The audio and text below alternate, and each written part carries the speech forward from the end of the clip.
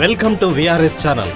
బీసీలకు 42% రిజర్వేషన్ కల్పించాలని తెలంగాణ రాజ్యాధికార పార్టీ బీసీ బంద్లో పాల్గొని సంగారెడ్డి జిల్లాలో భారీ ర్యాలీ నిర్వహించారు. అలాగే కంకోల్ టోల్గేట్ వద్ద రెడ్డి జాగృతి మాధవరెడ్డి దిష్టిబొమ్మ దగ్ధం చేశారు.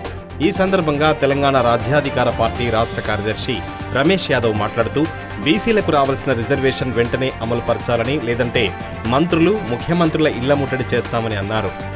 ఈ కార్యక్రమంలో శేఖర్ గౌడ్, యూసుఫ్, మహబూబ్, జాన్, శ్రీనివాస్, మహాత్మా, సంజీవులు, శేఖర్, రామ్, మల్లేశం, సుభాష్ తదితరులు పాల్గొన్నారు.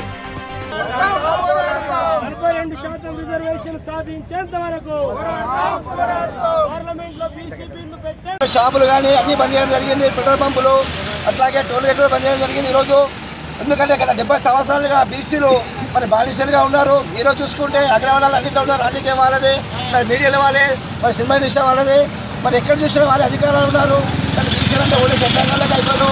ఏదైతే ఈరోజు విద్యాపరంగా రాజకీయ బీసీలు మరి సర్పంచులు కావాలి, ఎంపీసీలు కావాలి, ఎంపీసీలు కావాలి, ఎమ్మెల్యేలు కావాలి, ఎంపీలు కావాలి.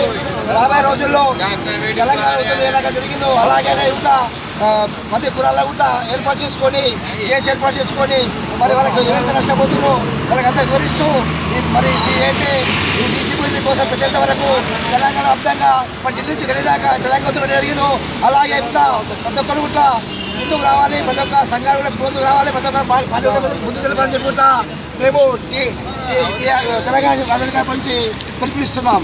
జై బీసీ, జై జై బీసీ. రమేష్ అన్న నాయకత్వం, రమేష్ అన్న నాయకత్వం. జై బీసీ, జై బీసీ, జై బీసీ.